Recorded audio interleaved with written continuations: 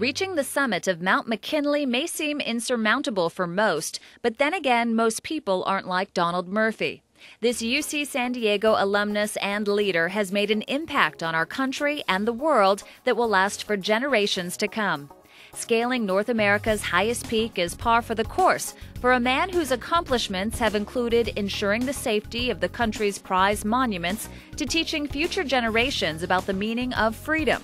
Don has touched countless people, many of whom don't even know the critical role he has played in their lives. Don's journey has been an adventure. After attending the University of Southern California for 2 years, he took a break from school to see the world. He settled in Belize, serving as a volunteer worker among the poor. Returning in 1973 with renewed spirit and drive, Don researched the best university in California to study molecular biology.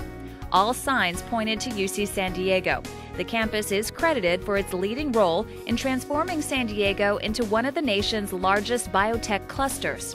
Once here, Don thrived in his new college environment, inspired by the university's award-winning scholars, such as Stanley Miller and Paul Saltman, who he counted as a personal friend and mentor.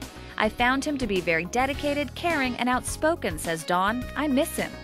After graduation, Don enrolled in a doctoral program at UC Irvine with plans to become a professional biochemist. But 3 years into grad school, he had the epiphany that changed his life. "It hit me," he recalls, "the lab isn't for you." He knew where he belonged, and it was outdoors. Don grew up with a deep appreciation for nature, accompanying his father on many camping, fishing, and hunting trips. Still in graduate school, he took the civil service test for state park rangers. Despite scoring 97%, his name languished on the civil service hiring list for 3 years before his perseverance paid off. Don soon found himself in the Sierra Nevadas as a park ranger. His parents thought he had lost his mind, but Don knew he made the right decision. He became the first ranger in California's Parks and Recreation Department to work his way up the ranks to fill its top leadership position, Director of California State Parks. With a connection to nature that borders on spiritual, he worked diligently as a guardian of 1.3 million acres. Thanks to Don, residents and visitors could enjoy day trips to state beaches, marvel at Yosemite's beauty, and appreciate the state's green spaces during even the most mundane car rides. With a stellar reputation built on hard work and tenacity, Don was recruited to serve as Deputy Director of the National Park Service, a part of the U.S. Department of the Interior.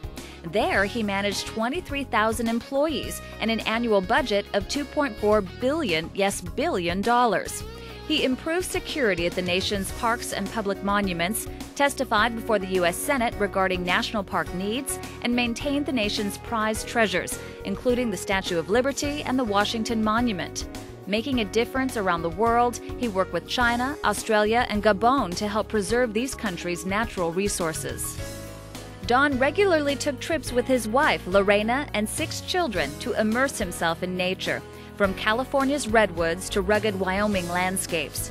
He kept a notebook with him through his travels, jotting down thoughts for another of his passions, poetry. He even published a compilation of 74 sonnets entitled Love Vignettes. In 2007, Don brought his talents to Cincinnati as CEO of the National Underground Railroad Freedom Center, another national treasure. Touted by dignitaries such as former President Bill Clinton, the center reveals stories about freedom's heroes from the era of the Underground Railroad, a vast network of people who helped fugitive slaves escape from the South, to contemporary times. The Freedom Center inspires people of all ages to build a future free of repression and has welcomed nearly 1 million visitors from around the U.S. and the globe since its founding in 2004.